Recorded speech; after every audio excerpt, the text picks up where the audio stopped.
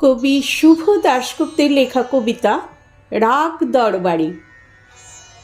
যখন আমি মাঘ মাসের কনকনে শীতে রাত থাকতে উঠে গলা সারতে বসতাম, তখন আমার বন্ধুরা প্রায় সকলেই ঘুমিয়ে ঘুমিয়ে ভোরের স্বপ্ন দেখত, যা নাকি সত্যি হয়ে ওঠে।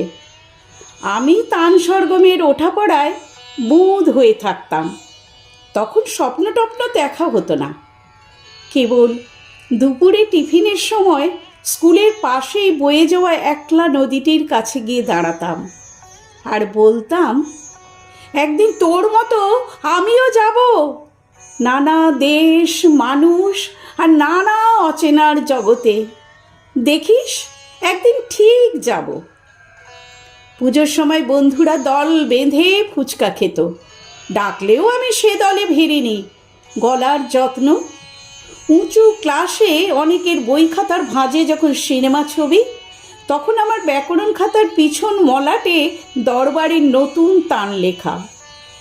আমার গান আমার হাত ধরে নিয়ে যাচ্ছিল অন্য পথে। অনেক দূর থেকে দেখা যাচ্ছিল অন্য আকাশ, অন্য আলো, অন্য রং।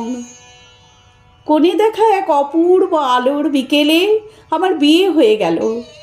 সানাই, রঙিন বেনারসি, রজনীগন্ধা।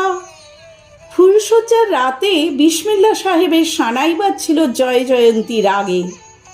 ভারী ইচ্ছে করছিল পাশে শুয়ে থাকা অজানা মানুষটার সঙ্গে বন্ধুত্ব করি, জিজ্ঞাসা করি, জানো এটা কী রাগ? লজ্জায় জিজ্ঞাসা করা হয়নি। অনেক দিন পর যখন গান আমার হাত ছেড়ে দিয়ে একা ফেলে চলে গেছে দূরে, তখন মানুষটি বলেছিল একদিন, তুমি খুব ভালো গান গাইতে পারতে, গাও না কেন? আমি উত্তর দিইনি।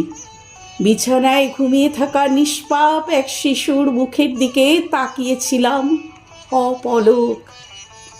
আমাদের মেয়েকে গান শেখাবো বড় হলে, কেমন? আমি চিৎকার করে উঠলাম, না! চিৎকারে ঘুম ভেঙে কাঁদতে লাগলো ছোট্ট মেয়ে। চিৎকারে অবাক হয়ে থমকে রইল আমার স্বামীর চোখ। আমি খুব নিচু স্বরে বললাম, না।